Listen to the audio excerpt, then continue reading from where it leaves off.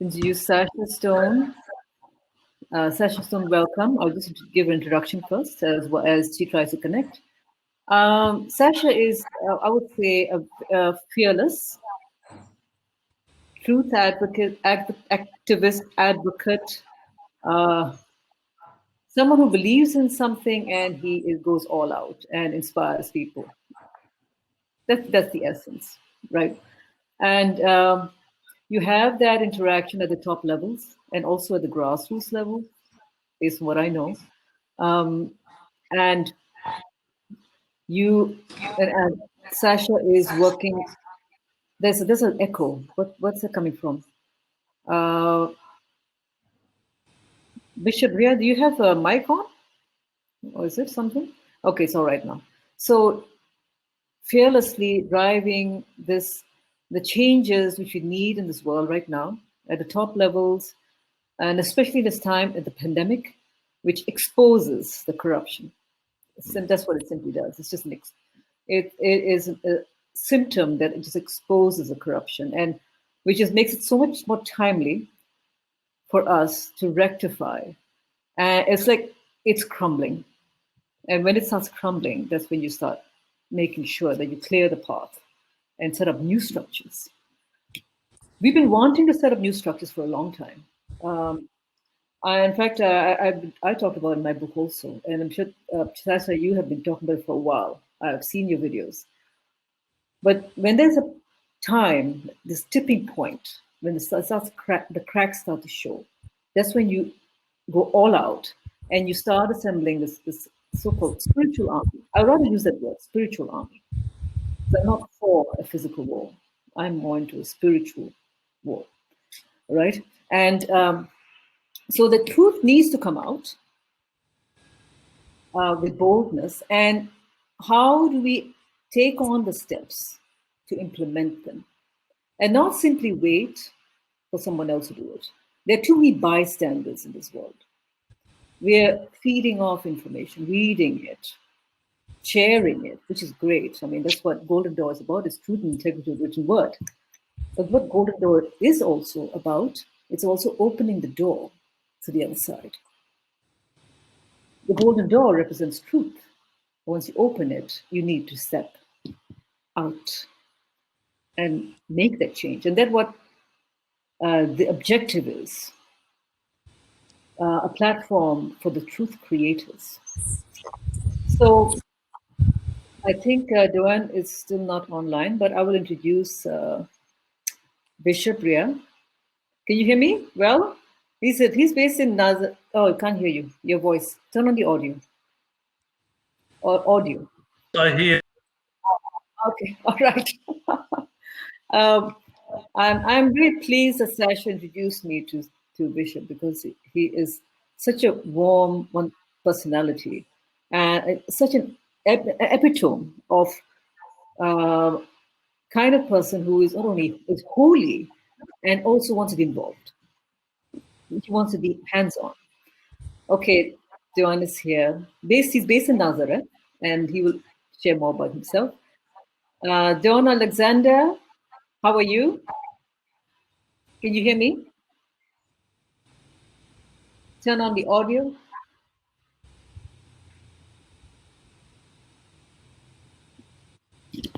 Dounne Alexandra is connected to the UK. She is an MBE, member of the British Empire, and one of the most influential 100 Black persons in history who has been enshrined in the British Library.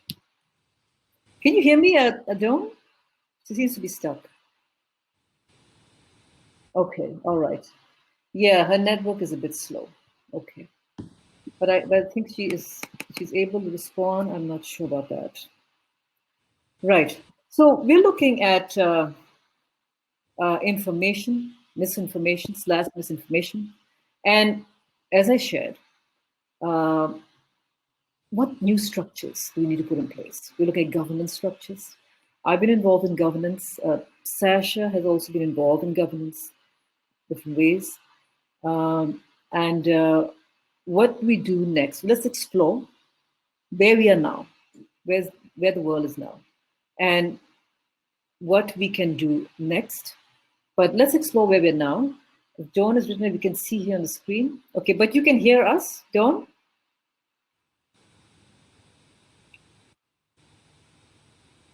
Maybe you can turn our camera off and then you can just speak. All right.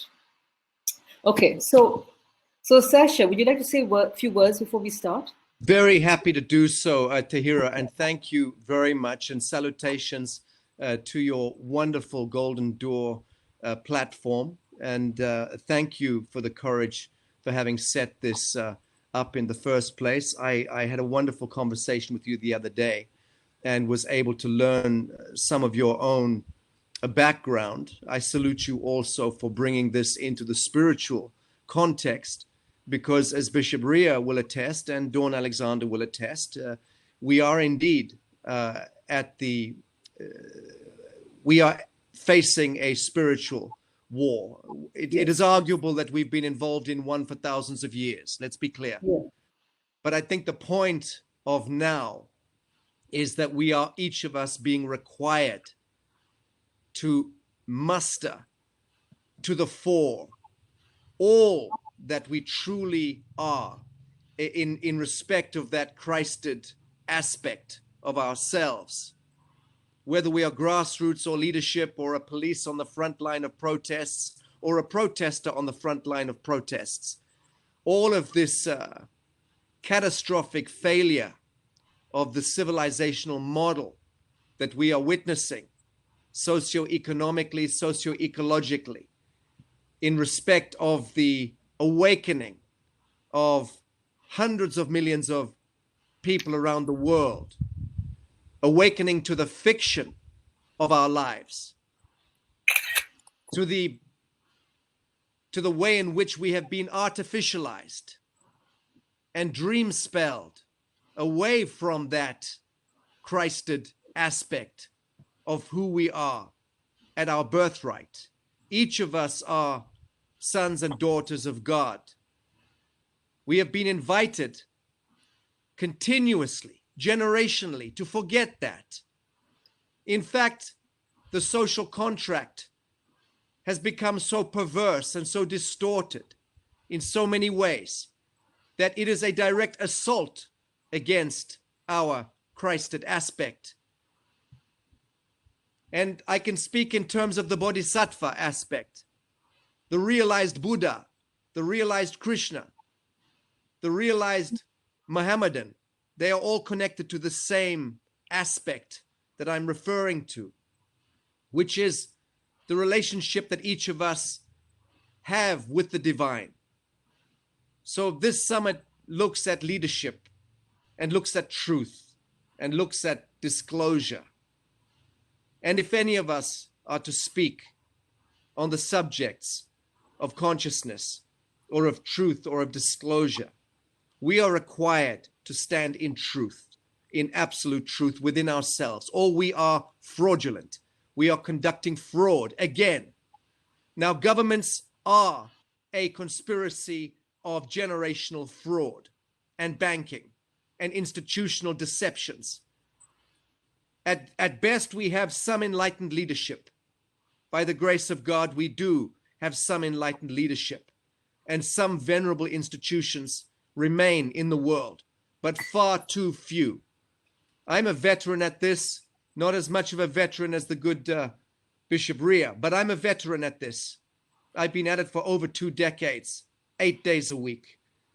And I see in 2020 that we are reaching a culmination in the orchestration of evil, the orchestration of sheer wickedness, the orchestration of deception, all of which describes the tribulation that we have been forewarned about for ages and have chosen to ignore in the main. And here we are, brothers and sisters, united in that pursuit of pure truth and right action in a forum like this, a summit like this.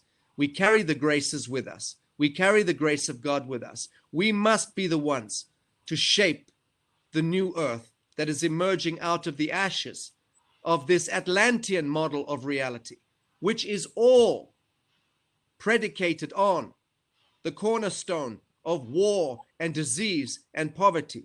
Enough is enough. A return of the living soil to the living men and women of this world is what is now required, absolutely, without discussion, without negotiation.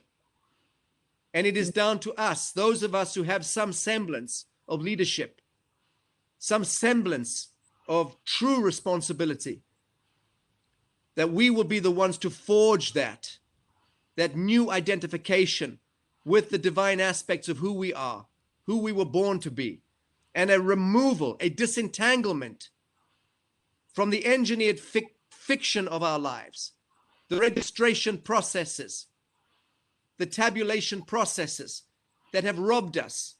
This all happened over the last 2,000 years. I would suggest since the Council of Nicaea, when the weaponization of the message of the Master Jesus began. And we have come to dangerous times indeed, where we look around us and we have governments of the world in an orchestration of deception. I do not want to speak to the finer points of the Corona COVID pantomime, the vaudeville that is being afflicted against the human race right now. But I can tell you, as a man who understands a great deal about justice and jurisprudence and basic fundamental law, we are witnessing treason most high, with most of the corporations masquerading as governments in the pay of criminal enterprise.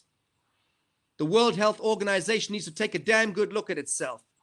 The Center for Disease Control, these institutions that are mandated by the tax-paying people of the world to protect us and to tell us the truth.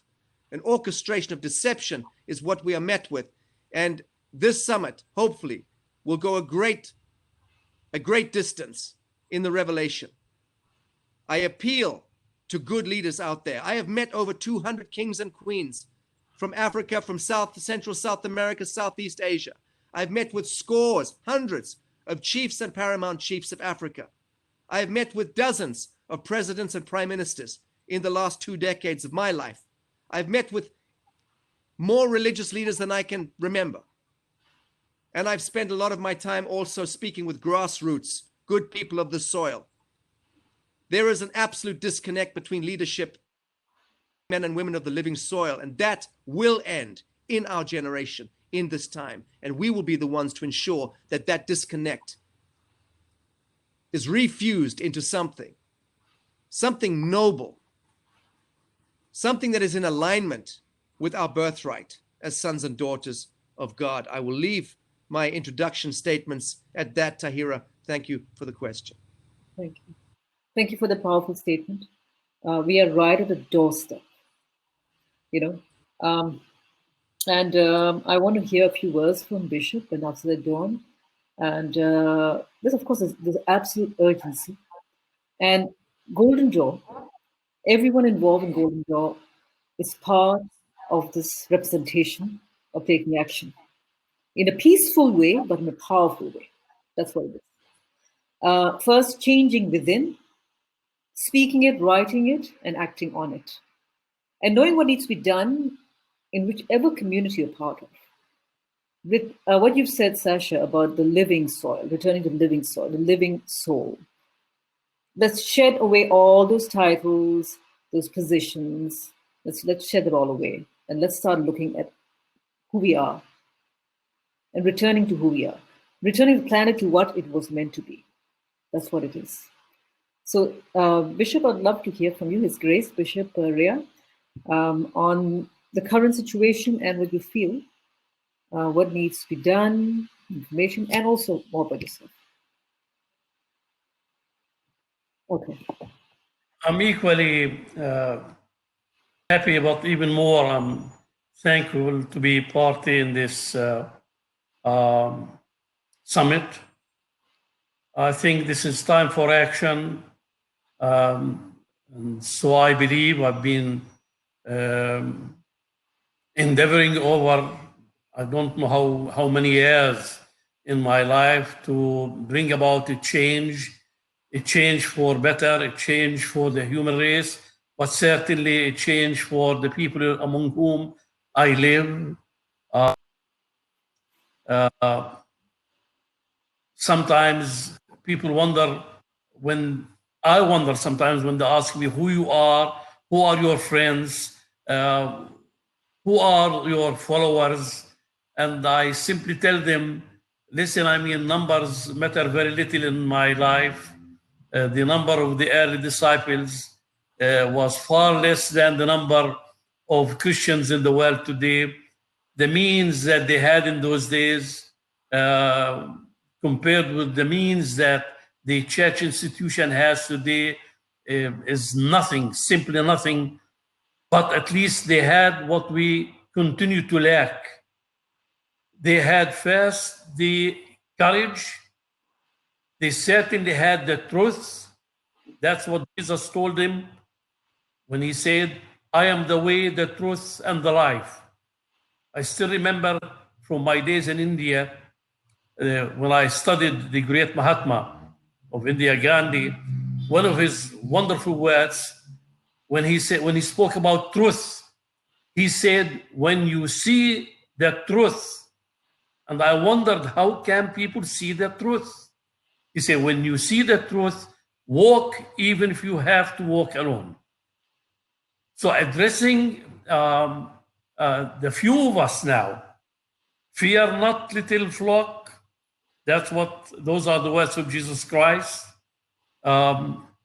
Regardless of the numbers we are, the means that we have, those early disciples, as I said, among them were traitors, people who simply stood aside, or as the Galileans were spoken of, standing afar and watching the crucifixion. Yet, when they woke up after the resurrection, those few people, not highly trained in theological education, had very little experience with the task of changing the world, but they had, as I said, what we continue to lack. I'm talking about ourselves as Christians. That's why they managed to change the world. Today, the world has been changed. They brought about a new world with their very small number, and we are called upon to follow in their footsteps if we are serious about doing this. This certainly requires total commitment. I love telling the story of the hen and the pig. I used it more than once in some of my presentations about trying to affect a change, to make a change. And the story is told about the two, the hen and the pig, finding their way to the downtown area of, I don't know where you are now, in Singapore, and he's in Bali and I'm in Nazareth.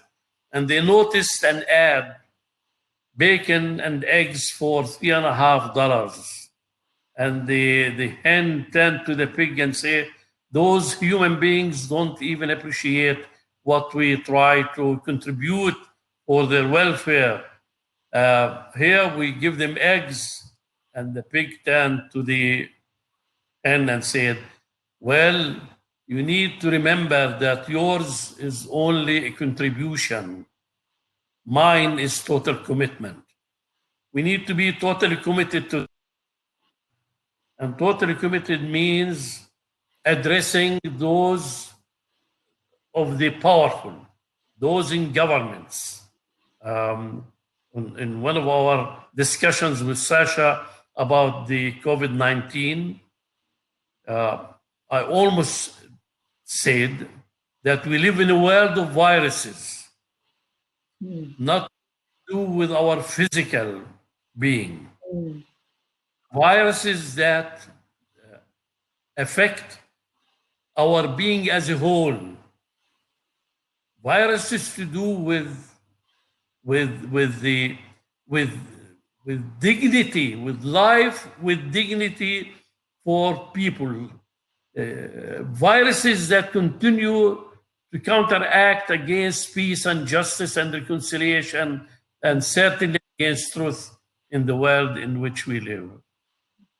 I hope that this summit of Golden Door will at least contribute, will challenge people to make them feel less hesitant about addressing issues that have to do with life, life as God wants us to have. I'm aware that what St. Paul used to say, that the whole world is groaning today, the whole creation, all that has to do with COVID-19. I know how things are. Soon, I mean, they're going to lock Nazareth and lock as many as 40 towns and villages in Israel. I'm aware that part of this is not real, the way and yet we're so limited with means to at least awaken the people to the reality, to the truth, and that's what the Golden Door is called upon to do. We're called to open this door so that people would at least see a different world, a world close to that which we read in the book of Revelations, a new earth and certainly a new heaven, for which we be joining hands to bring about that in our midst and in the world at large. Yes. Again, Tahira, thank you, Sacha. Sacha, you're wonderful. You've been leading in this, and I know it's going to cost you very much the same as it did cost people from day one after Christ rose up from the dead. But yet, even if it does cost, nothing will be more worthy than being ready to give whatever we have, whatever it costs, Yes. to bring about that change Yes. in the minds of people, in the minds of the authorities, in the minds of the rulers, Yes. but also beginning with the people around us. Thank you. Thank you so much. I'm going to say a few things. Being from a person who's from Singapore, okay, a country where there's a lot of censorship, where there is, we're used to following systems and structures. I found it very difficult to launch this. It took me 2 years. And people would say to me, because my family has connections with the government and leaders. My father was asked to be a member of parliament. He was briefly. And then he was very for a short time. But I found it very difficult. And they would say to me, you're wasting your time. Focus on what's happening in the world right now. This is a country that's so young, so progressive, but fearful for change. And as a Singaporean, I had to be a beacon for that. And I knew that I had the link between the grassroots level and the top level because of family and because of my work with government. I was involved with the defense, doing many projects with defense. So what happened is that one of the things, when my father was about to pass away, that was in January, Sacha, he was fluctuating between death and life. There was that 1 week he was fluctuating between death and life. And he gave me these last words, and he said to me, Golden Door is too clean for this world, but do it anyway. And make sure it's done. Just after that, he invited the ministers to come and talk to me. And he said to them, help her. So I managed to get some help. But it is not that much. Still, in this endeavor for truth, I'm giving you an example. We know what the problem is. I'm sure everybody in the audience knows what the problem is. But are we willing to persevere and walk that path? Because it is a lonely path, I'll tell you that. This past 2 years have been quite lonely. And it was a burden in many ways. But I saw the light come in many ways also. Because God sends miracles, helpers, helping me along the way. All the people, all the organizations assisting the launch of Golden Dawn, they've all been like angels. And I was told that we had to launch this year. This was the year to launch it. Because it was the year when everything starts breaking, the cracks start to show, as I shared earlier. And that's the right time. There's an opportune moment.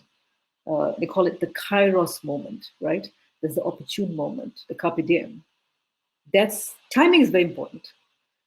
So infused with the passion, infused with a message. Everybody here, Golden Door, audience, participants, followers, you have a message. You know what the problem is. Go back to ourselves at a spiritual soul level and start shedding those layers. We have too many layers. And start looking at why we're here and going back to the origin. So I would love to hear from Daunne, Alexandra, but I think she got disconnected, unfortunately. Are you still there, Daunne? We are being blocked and will keep trying again. Interesting. Okay, I want to bring in one person, Andrew, but Andrew, I think Andrew, are you able to come in? I will introduce, if you can come in, I will introduce you to him, Sacha and Bishop. Andrew Chua. Andrew Chua is focused on bringing authenticity to big organizations. He's been with McKinsey. He's bridging the gap. His transformation programs are deeply spiritual, also has leadership. He's building the new leaders. Are you there, Andrew? He's not there. Okay, but he was there earlier. Right. So, yes, if Daunne, Alexandra, can you come online again?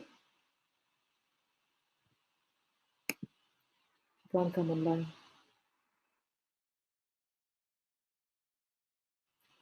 Sacha, would you like to address something that the audience, let's say the people, the participants in Golden Dawn, that they should do?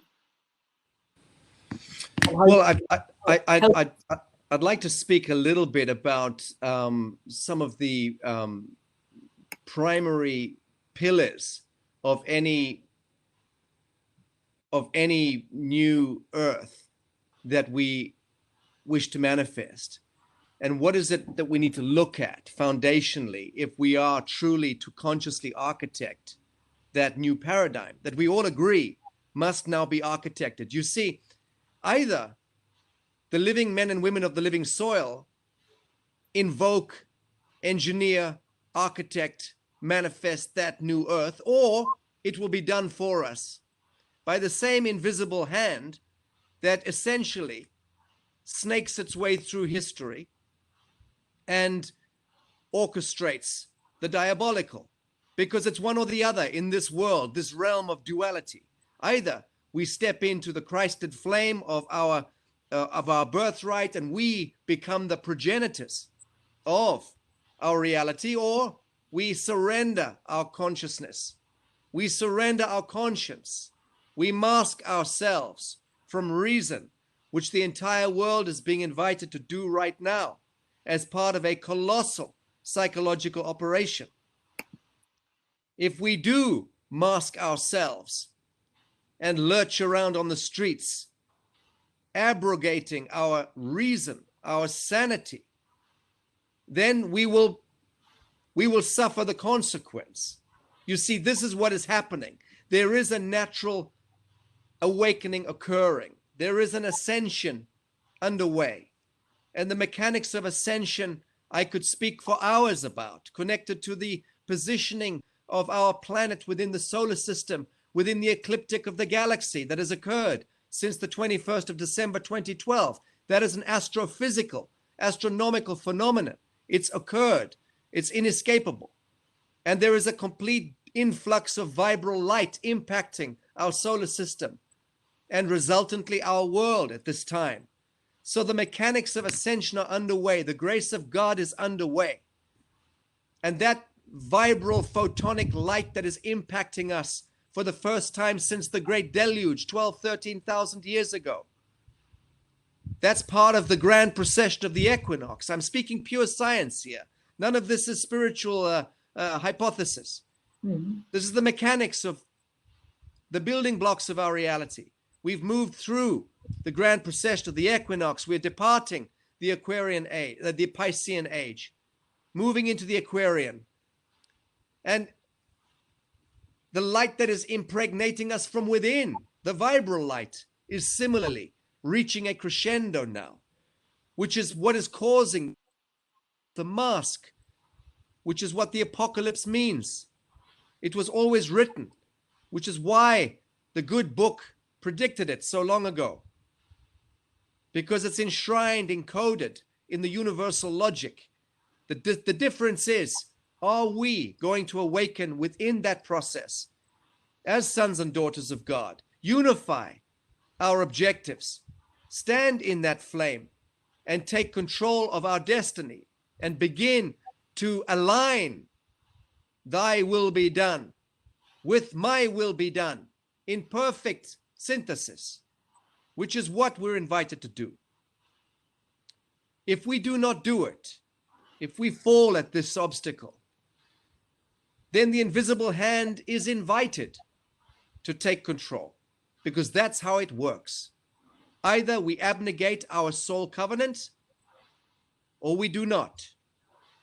Inviting billions of people around the world to self-isolate, to quarantine, and to mask ourselves from one another, from relationship with ourselves, our sanity, our reason, as well as with one another, allowing millions of old people to die in infirmaries and old age homes, hospices, without the loving embrace of their family as they depart this world, is a human rights violation and atrocity unprecedented in the history of this world. Do you have any idea how much desecration to the fabric of soul is taking place because of these moronic, insane statutes and ordinances being drummed out by godless technocrats and bureaucrats, absent in consciousness, absent in their own relationship with the divine? There is no excuse, no rationale. An influenza is what we are facing. For the love of God, we have faced far worse in the past as a species. Where is our strength? Where is our manhood? I'm speaking here and appealing mostly to the men. We are falling victim to statutes, ordinances, provisions, and codes dreamt up by institutions that are in the pay of global pharmaceutical and agrochemical interests. That is an insanity. And to any leadership looking in on this, mark these words well. Choose which line of history you stand. Because when humanity awakens to this grand deception, it will not be pretty.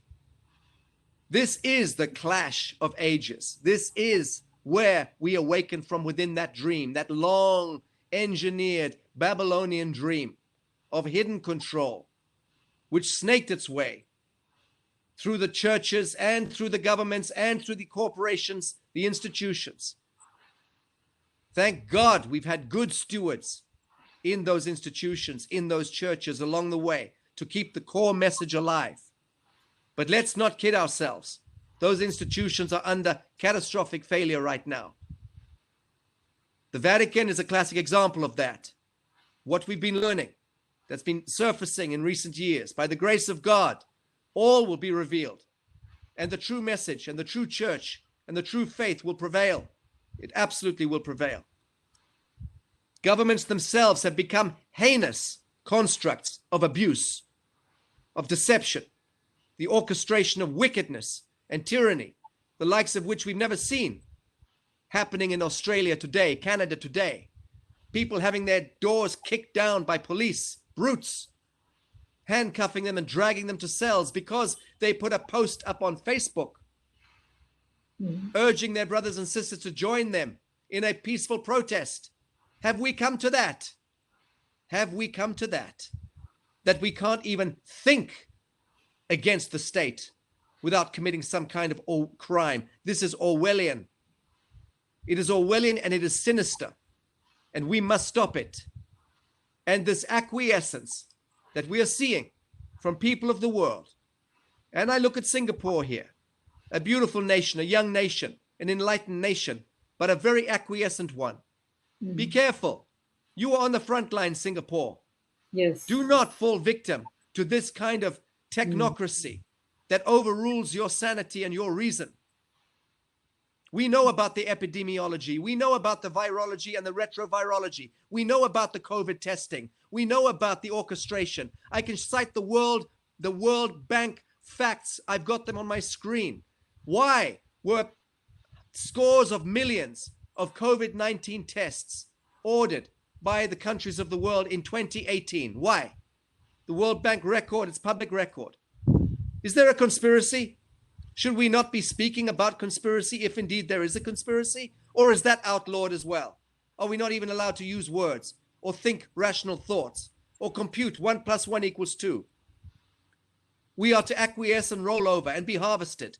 That is the great sacrifice that we're facing, the sacrifice of innocence. And I can tell you, my friends looking in, the innocent here is the pure truth. Universal truth is the casualty here if we allow this madness to prevail. Step back.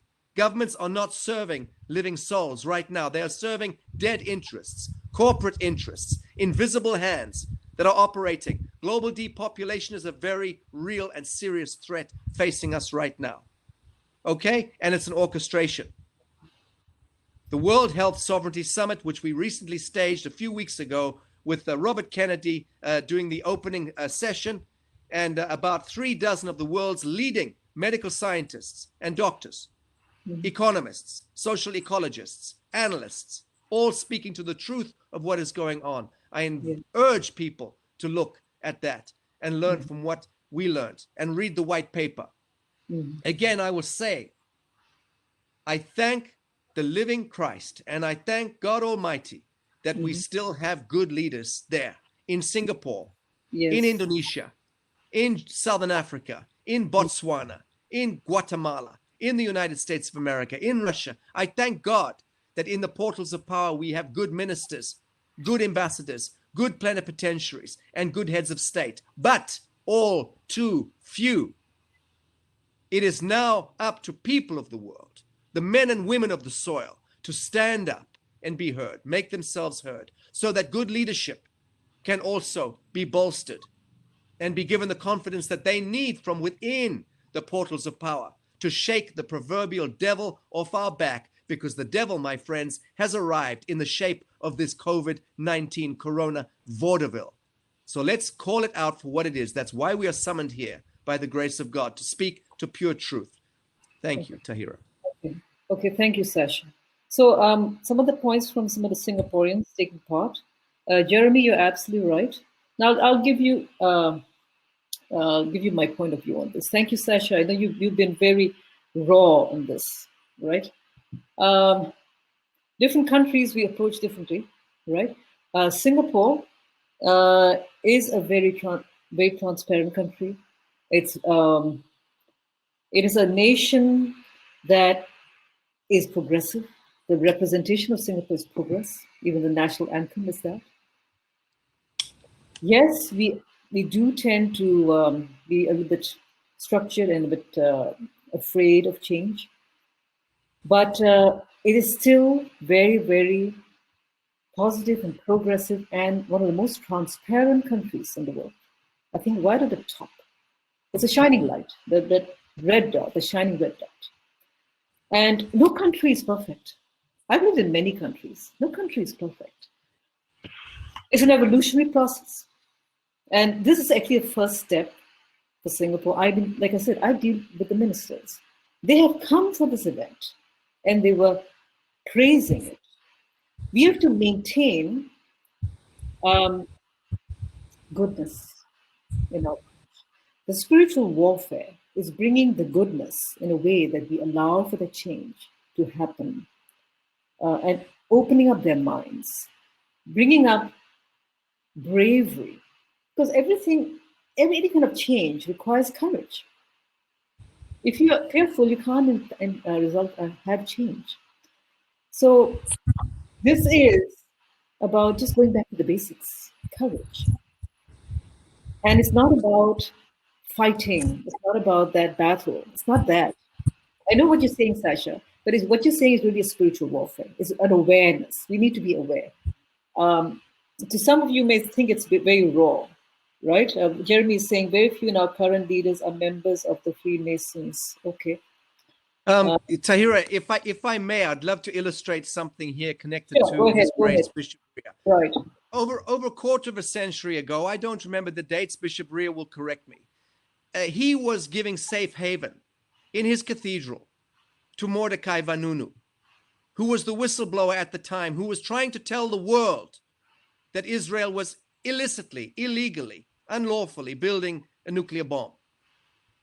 If you recall, people who are old enough, Mordecai Vanunu was snatched off the streets, I think, of Rome, kidnapped by the Israeli intelligence and smuggled back where he faced trial and incarceration. And when he was released, it was Bishop Riah who gave him safe haven in his cathedral. Now, I'm just giving you a small example, how quickly we forget about these seminal events. An act of noble truth, dynamic consciousness in action, sheer courage on the part of not just Mordecai Vanunu, but Bishop Riah, who put his life on the line in offering safe haven in his cathedral and bolstering the doors. Those are the actions that have prevailed, that allow us even to have this conversation today. Because had that not happened quarter of a century ago, we may have been in a nuclear conflagration already. We might have looked like the surface of Mars. Let's recall, it is always, and I'm appealing here to the leadership looking in, leadership. Mm-hmm. It is always an act of noble courage, of distinction, of following your absolute conscience that define history, that define revelation, that define the human species. Please forget all of the titles and the privileges, the salaries, the pensions, the bullshit that we like to pretend is important. No. Noble consciousness in action is what matters. Pure truth and right action. These are the things that define and forge a world worth living in. And we must remember that. I wanted to pay a short homage there to His Grace, because we're talking about ourselves being noble and having courage. Well, men like him have done this in the past, and it's scarcely gone noticed by history, which is an absolute, it is a shame, an absolute shame that we don't remember that these things, our entire, all of our stories are populated with the brave and noble actions of people that have gone before us. Now this is our time. It doesn't matter whether we are acknowledged in these brave and noble actions. It doesn't matter whether we have the television screens on us. We must enact and embody. If the police come to the door, if the whatever it is, stand in your truth and deal with the fiction. Step outside of your comfort zone. It couldn't have been comfortable for you, Bishop Riah, all those years ago, knowing that you had the military kicking your doors in and you were bodily protecting a man who was the whistleblower. I wanted to give that little story to the summit. Thank you for sharing about this. Thank you, Sacha. Thank you.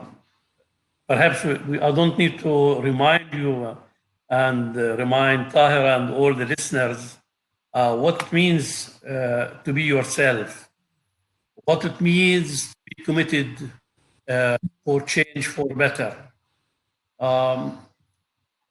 Just by by way of sharing part of this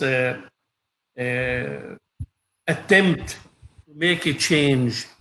Years ago, I've been leading a socio-political party in Israel, an Arab Jewish party, in fact.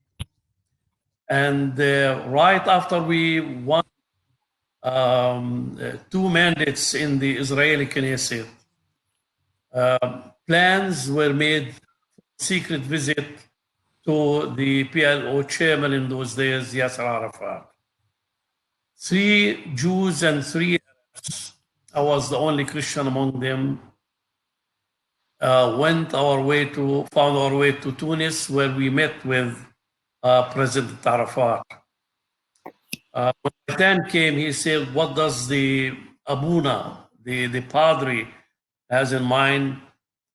I said, "Well, I'm here to challenge you to call for some kind of a gathering of 5 Israeli musicians with 5 Palestinian musicians somewhere in Vienna, in Austria. Perhaps they will endeavor to bring about an anthem for peace." This was in 1985. He turned to me and said, "Listen, we are at war with Israel. You're coming to talk about music." Well, I said, I'm here to challenge you to take up this kind of mission. He was not happy about it. In 1986, a year later, I went again on one of those secret visits. And he seemed to have accepted the challenge, and he said, I would sponsor this event in Vienna.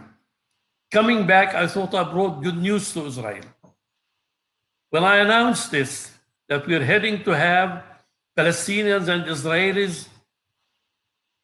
talking music, Voice. people came into my office. Two people came and said, "You're not allowed to travel anymore. Your travel abroad threatens the security of the state of Israel." I was banned from travel for 4 years. For 4 years. The day I was allowed to travel, I found my way to Norway, to Oslo, because Oslo invited me, and the Minister for Foreign Affairs, Mr. Bondovik, who became the Prime Minister, endorsed the invitation which I received from a church community there. When he welcomed me in his office, he said, "What is on your mind now?" I said, "I'm here to ask you to invite Arafat and an Israeli leader for dinner in Oslo." He turned to me and said, "Riah, you must be a fool. They just let you travel out of Israel." I said, "Perhaps I'll be naughty if I were to tell you this is the time for fools to speak to the wise in the world." You know what happened after this? Oslo came. It's true that it failed, but there was a new chapter in the relationships between Israel and the Palestinians. Regardless now of the little good outcome of that, this was a step in the right direction. The same applies with the Golden Door and trying to open it so that people will see the truth. I endorse every word that Sacha said about COVID-19 and the way we need to challenge the authorities, the governments, to make a change, at least to speak the truth, rather than continue for people, to continue to speak of it as a conspiracy, which is partly true, There is no question about it. The way they're trying to control the human race, the way they're trying to control, to lock us in our homes, to distance us from our beloved ones, the way they're frightening people. I mean, only yesterday they announced that schools will be closed down in Nazareth and in 40 other towns and villages because they're afraid that coronavirus is spreading in Israel and in the Palestinian the West Bank and in Gaza, etc., etc. Now, and then they're talking that they can't find the vaccine for it. But at the same time, some of us believe that whoever worked on this virus must have the vaccine for it. What's on their mind? Why are they delaying? Certainly, there is an agenda, a hidden agenda that need be uncovered. And this is part of the golden door. What others are trying to cover up so that the world may wake up. And this, as I said, and as Sacha said, this is costly. When I say I had enough, I don't need to elaborate on how much it cost me as a person, as a family, and as a member of a little community in the land people call holy, to which I speak of as the land of the Holy One. When I accepted the call to be party in the priesthood and in the mission of Jesus Christ, I knew that this was not a picnic. This was real work if we are truly and seriously committed to his cause, which is cause of reconciling the world, bringing the time for the new earth and for the new heaven in our midst. Thank you very much, Bishop. Thank you very much. I'm just looking at the comments by some of people. The last two were Singaporeans again. Jeremy said, I think Singapore is the perfect place to start this because many will listen. Absolutely. That's the reason why we actually have ministers attending this. And I've had very direct conversations with them, but it was done with respect. Correct, you wrote here. Pure intent and with respect. The foundation, we spoke about this yesterday in our last discussion. What is the foundation of all this? Pure intent, love. It comes together, actually. The love for humanity, for this earth to move forward. And integrity. That's why it's truth and integrity. Lawrence is saying Singapore is a tiny place and subject to international norms. That's true, because we're very vulnerable. On our own, it's very difficult. And we have to function as a major trading nation. So, absolutely right. What's that written here? Tiny like David and Goliath world, but the international law of the sea was largely drafted by us, the World Labour Organization. Tahira, I'd like to speak to that briefly, if I may. Go ahead.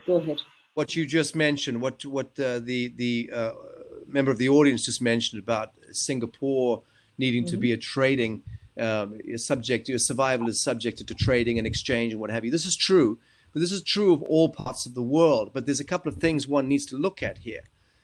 In the first instance, if we allow this continued manufactured consent and manufactured tyranny to continue, then we're going to be trading with who? Singapore is going to be trading with one company called the parent corporation. And that's going to be Mr. Jeff Bezos and Mr. Bill Gates and a handful of sociopaths who are controlling the parent corporation interests. Right now, the five wealthiest men in America have almost doubled their income in the last 16 weeks. I had all the facts and figures on my other computer, not on this one. But Bill Gates and Jeff Bezos, Elon Musk are three of the ones you will recognize.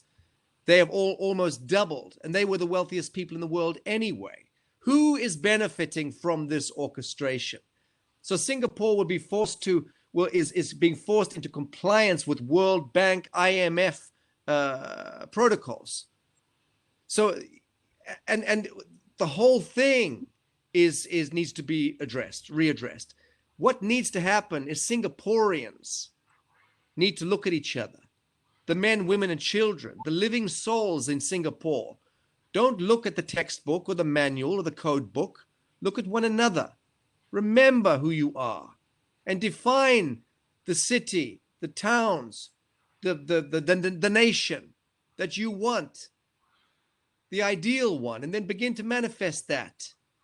We are a quantum, multidimensional, ineffable species when we're not being mind controlled and put onto linear tracks by invisible masters, which has gone on for thousands of years.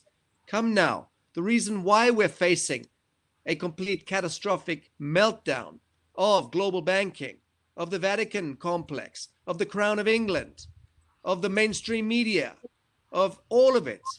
The reason why we're facing this meltdown is so that we can redefine the quanta. The diamond in the coal must be birthed, but we must be conscious of that action. Don't wait for it to be delivered to us by some government decree on a national broadcasting channel. For God's sake, don't wait for this nonsense. Read 1984 by George Orwell. We know how this plays out if we don't claim the day. You mentioned Carpe Diem earlier. Absolutely. Seize the day. This is the day. Yeah. But we must do it as living men and women, not as an orchestration of bureaucracy, serving the bottom line, always looking at profit and loss. People need to step away from the indentureship to highly weaponized, toxic media propaganda, pure deceptions. 90% of everything coming out of all of the mainstream media is treason most high. 90% of the issue coming out of the executive branches and the legislative branches and the judicial branches of governments are, in point of fact, treasonous. Complete abrogations and derogations of the rule of law. I'll give you the rule of law. The rule of law is Nuremberg Code, Geneva Convention. What does that teach us? What did we learn out of the Second World War? And again, I'm speaking here to any judges looking in, any advocates or barristers or lawyers playing the pantomime of law, any leaders playing the pantomime of leadership in parliament. Listen closely. We learned something out of the Second World War, which I'm not prepared to allow it to be flouted in this generation by bureaucrats, unelected officials, the COVID-19 response task forces that are being given control of governments. That's treason.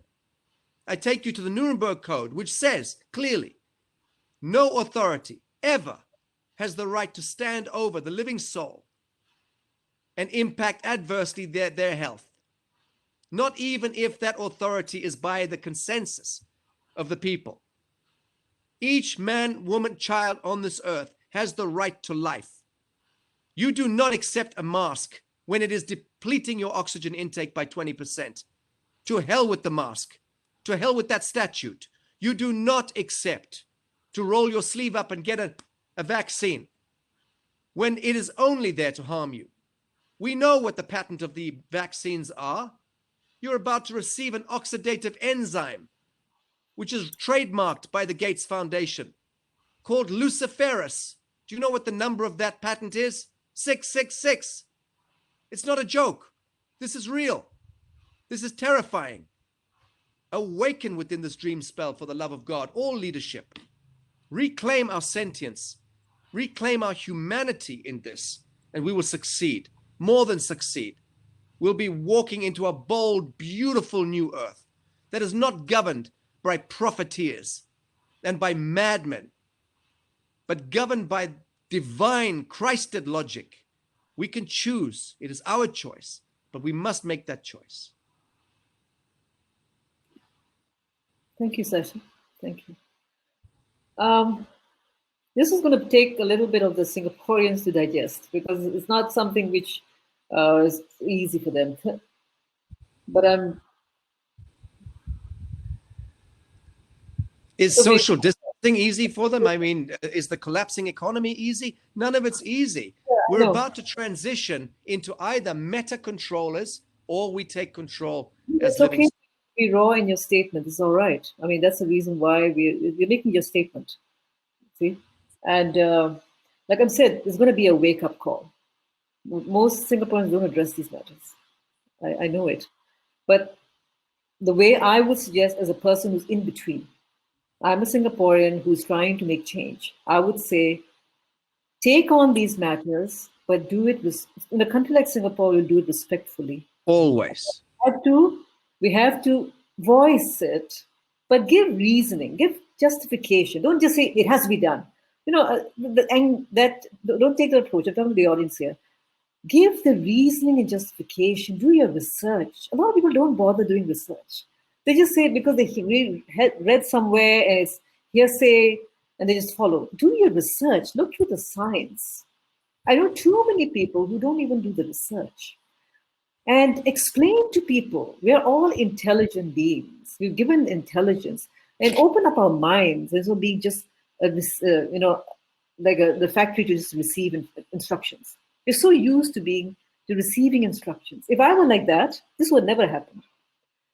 You know, we have to be a catalyst, be the seed of the change. But be willing to be that and show your dignity. Show dignity so that people respect you. And if they take you as a person they can honor. I'm just showing a solution to deal with this. I don't believe in the approach of war. When I say war, like, let's fight back. And I believe in discussion, mediation, but real action has to be done. Now, there are few people saying here, what is this about Freemasons? If somebody's asking about that. Well, Tahira, we must recall that at the Second World War, I mean, the millions of people, or certainly hundreds of thousands, were rounded up and told to get into trains that were going to take them to their salvation. They were taken straight into death camps. There is a point at which we need to be quite vehement if we are serious about the business of changing the paradigm. It is not polite. We're not living in polite times. We're living in desperately serious times when you've got Gestapo tactics in Australia right now. I can just give you quickly, I'll spend 1 minute on this if you'll please just humor me. 670 deaths out of 25.5 million people.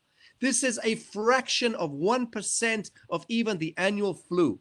And 670 deaths, these people would fit into my swimming pool in front of me. And we've got lockdown, curfew, closed border, police checkpoints, work permits, drone surveillance, chopper patrol, 23-hour confinement, 1-hour exercise, mandatory medical procedure, banned travel, food rationing, closed churches, denied sunshine, school closures, masking, allocated shopping times, government access to home without a warrant, no wedding celebration, no gatherings, decimated economy, limited attendance at funerals, business closures, no family movement beyond 5 kilometers banned, military patrols, government removal of children without warrants, indefinite restriction, censorship, mass suicide, bankruptcies. I can go on. This is not a polite time.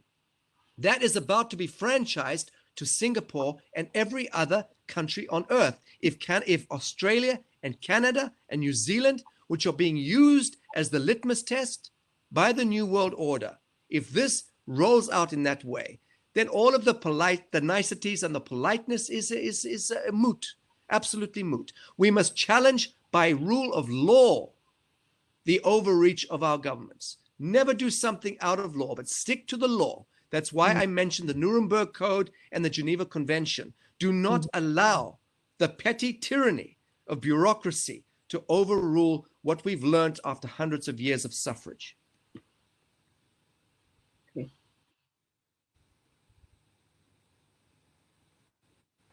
Anybody else has another question? It's going to be, if I mean, Ms. Grace? all I want to say, it's going to be costly. Yes. And what we need now, perhaps what we need in Singapore, but also with the assistance of Sacha, because we're so few who are ready to uh, go that way. Um, what is on your mind for a plan of action? Will we continue to be the few individuals here and there trying to have this encounter with the rulers of the world? As the Bible writes, we're not fighting humans. I mean, these are superpowers, some of whom are with all kinds of agendas that are anything but human enough. In what way? I mean, people like Sacha, perhaps like yourself, addressing these delicate issues will ultimately cost you.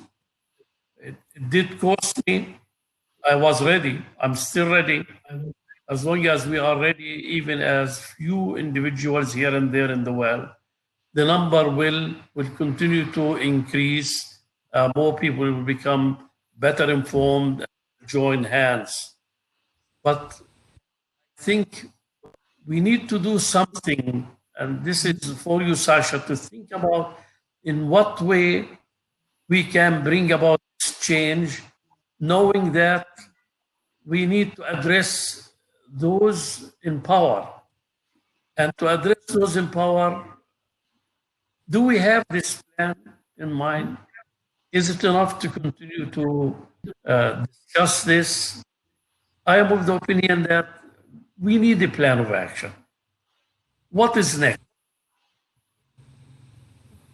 Is it enough to... Bishop Riah, Yeah, please. if that's a question, I mean, the true power is the human heart. And we've seen this every time there's been a true revolution, an organic revolution, not the engineered Sabbatean revolutions, but every time, like the Bolshevik Revolution, this was engineered by Wall Street. But true organic revolutions, which are normally small affairs that do work, they're organic, they happen because of the human heart and human dignity. When human dignity is pushed beyond a certain extent, there is a reclamation, the roar of the mother protecting her young, and the roar of the men, the providers protecting their family. When that stands up and makes itself heard, it happened in the Argentine. I think that was 2006, when they tried to pull the rug under the economy as a litmus test to see what would happen. It took a few weeks only of catastrophic failure before all of the men rolled their sleeves up and went back to the factories and threw out the factory owners and took back the infrastructure and got the country working for themselves again. And we're reaching that point now. We don't need leadership in the way that we've had it. We do not need government in the way that we've had it. We need to evolve beyond the old diabolical Atlantean model of government. And even democracy itself needs massive transmutation.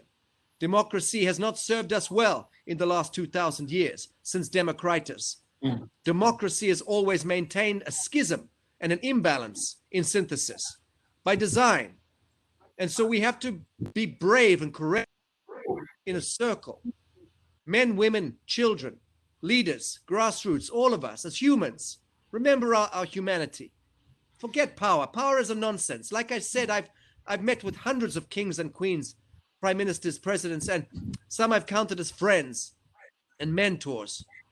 Some amazing enlightened beings, others wicked, vacuous individuals. They are made up of good and bad, like the rest of us. The point is, it is no longer enough to speak truth to power. We've been speaking truth to power since the time of Satyagraha with Mahatma Gandhi. We've been speaking truth to power since the time of Spartacus, thousands of years ago. Speaking truth to power is not the thing.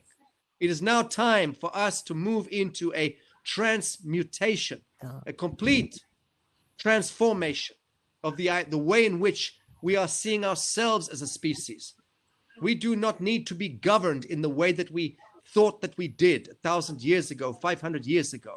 All of that stealth governance has not served the world. We are ecologically on the brink of disaster and catastrophic failure. And we can see the social economy and social ecology. So let's be brave enough, leadership, grassroots, all of us, to simply start to ask the real questions. not how are we going to, reshape the government. No, maybe we don't need government in any way, shape, or form the way we've had it. I'm going to withdraw now because I see that Dawn Alexandra is on and we're somewhat running out of time.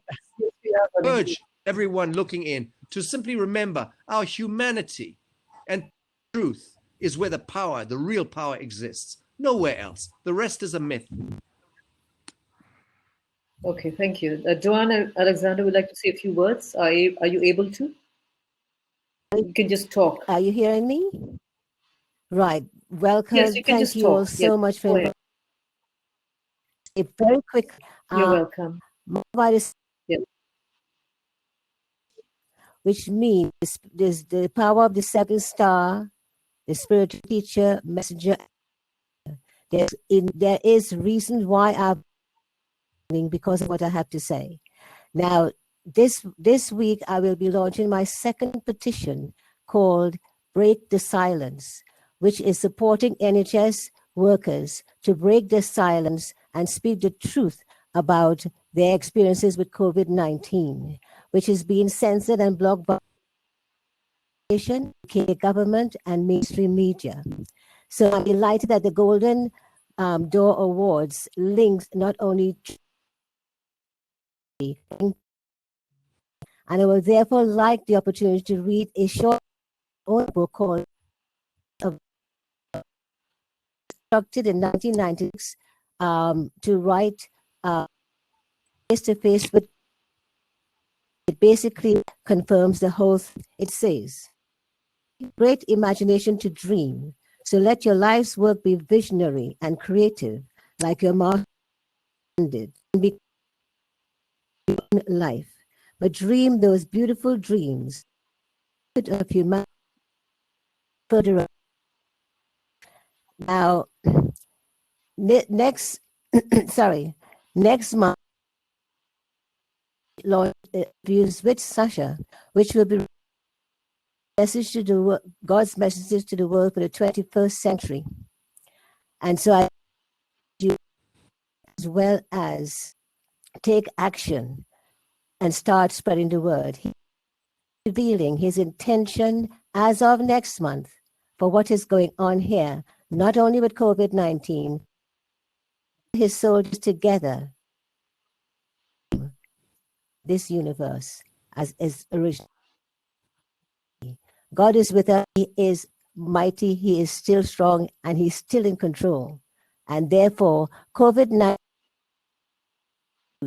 to pull out all those who are in heresy as well as betrayal, trust. And that is why I've been blocked today, because what has to be revealed will be revealed regardless, because the heavens are going to open. So I thank him for allowing me to speak his word. That's beautiful. Wonderful. Thank you, Alexandra. You're the brink. Thank you for all the openness in this panel. Thank you for all the openness in this panel. This is exactly what we need. And a lot of information has come through. It's what happens after this panel. I will talk about it with each of you individually in the panelists, because there's no point just talking. You work out a roadmap, really, a structural, a formal roadmap of what can be done, because it's Singapore is still okay, but if you look at countries like India, 6 months lockdown, 5 months lockdown. I mean, I've seen so many people suffering extreme at least. It's the countries which are not suffering so much who can do something.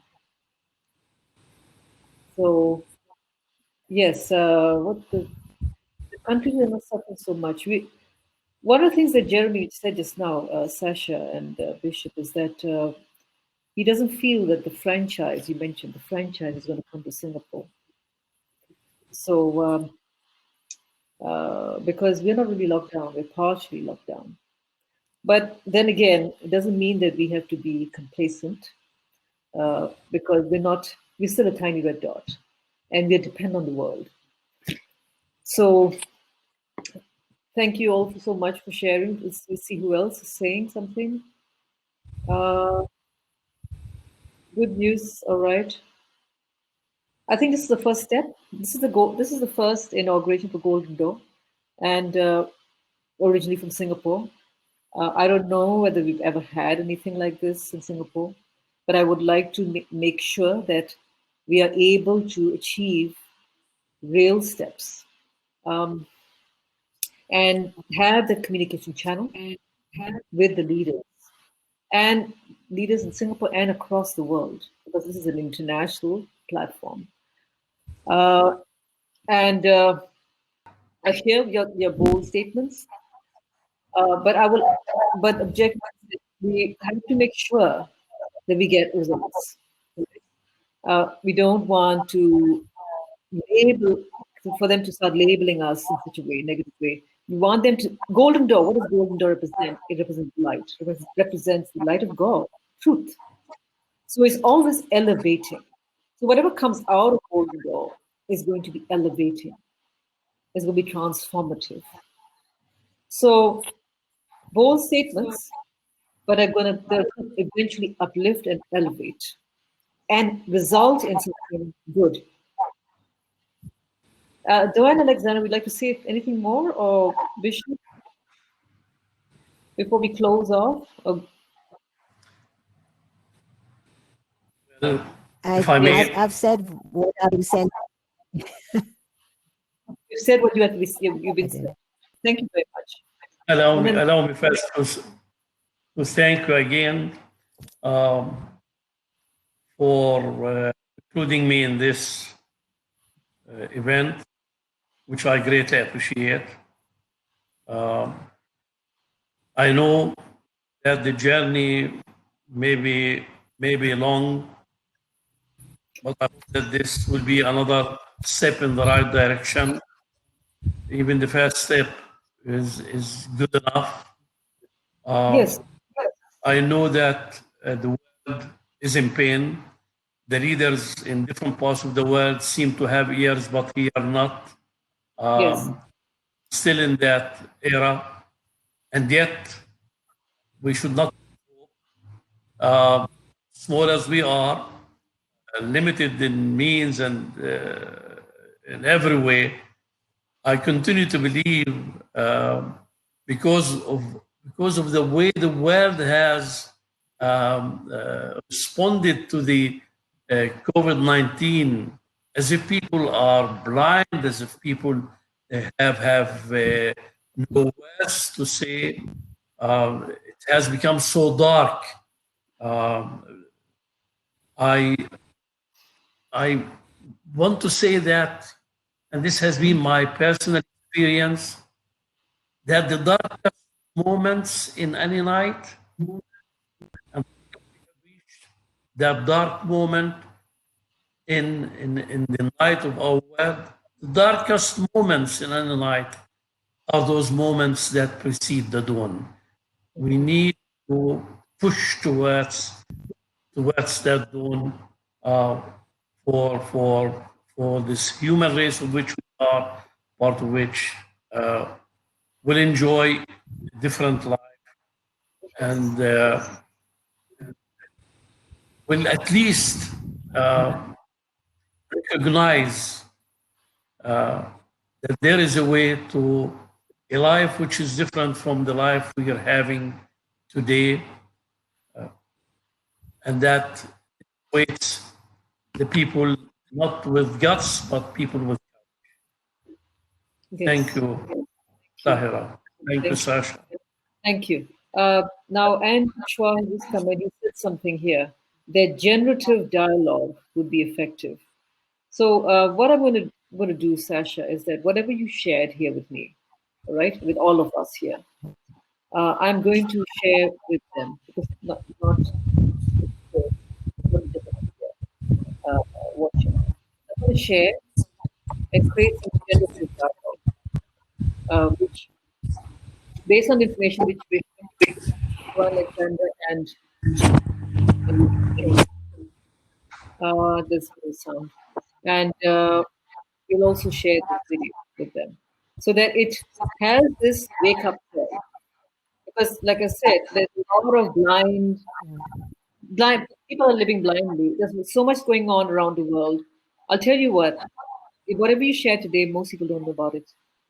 Not in Asia, we don't. Singapore, they don't know about it. They don't even look at it. I'll tell you that. It's not even looked at.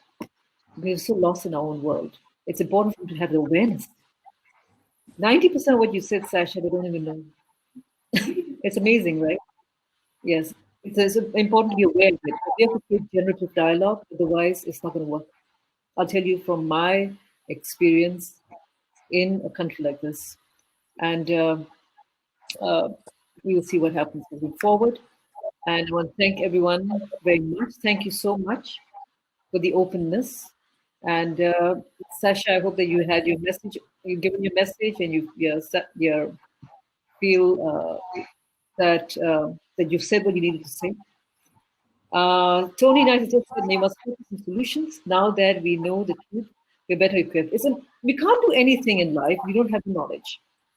We can't move blindly. There are too many of us who are blind, and we block ourselves.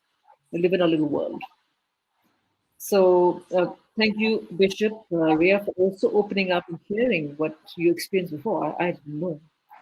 So, a person who's gone through experience has the knowledge and to impart.